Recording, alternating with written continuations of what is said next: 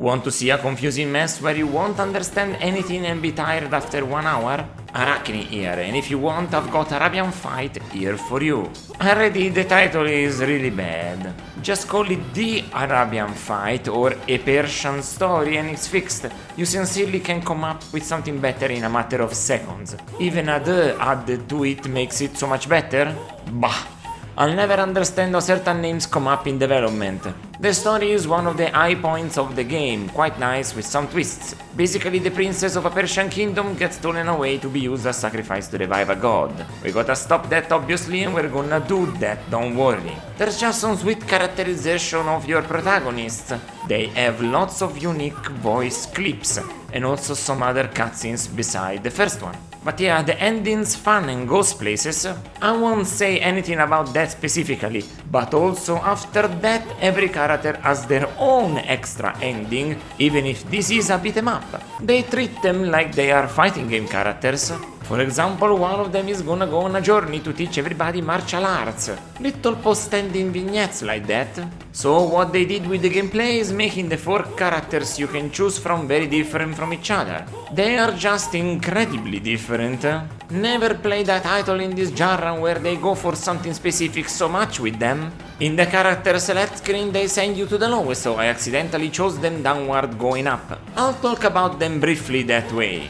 Datta is a monk and the weakest of them all. He doesn't shine in any kind of physical power, not normal attacks, nor grabs.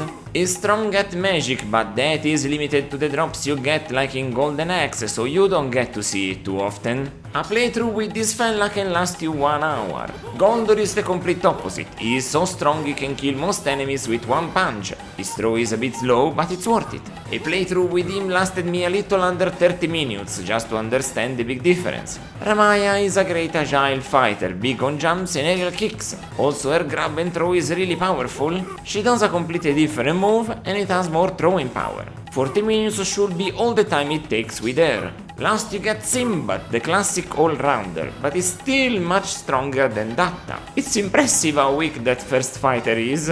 Also, this guy should take you the same time as Ramaya. This all sounds like a pretty good base all around, so you're asking yourself when is the hammer dropping? It's pretty simple. Hitboxes and earthboxes are not really understandable. You just hit things but you don't know when. Trying to do a combo is impossible, it's just gonna happen. I played more than 3 hours of this and I still didn't manage to master it. It's also disjointed and terrible to me. You can be in the face of your enemy and miss them anyway, and I find that basically a gaming sin. No go from me. Can give a positive vote when the basics are just this badly made. This isn't a game from 1985, we've had better between then and 1991, this just doesn't cut it anymore. Also, graphically it aged really poorly. There's 2D art, scaling and 3D world effects, but the backgrounds are very boring. And the levels don't scroll.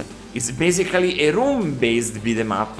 You finish and you get teleported with constant loading and black screens upon black screens. Gives this entire world a disconnected feeling. Also, this Sega joint makes every use of white flashing lights to the point where even the worst offenders from the NES era are put to shame. I had to stop playing because my eyes were getting tired and I care about my health. Listen, I'm gonna do the reviews, but not if my health is at stake. This is video games, I'm not a hitman on a contract job. The music is the only flawless part of this game. They really master the Persian vibes throughout the entirety of it.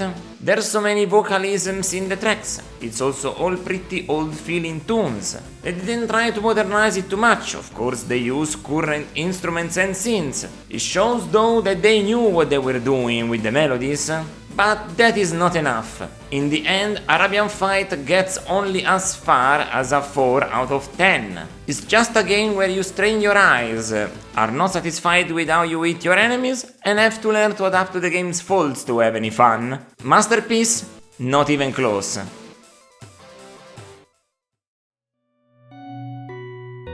If you wanna see me play the games that I will review plus some extra stuff, catch me on Twitch at Araknie Retro. It's my natural habitat, you see. Until next time, ciao ciao!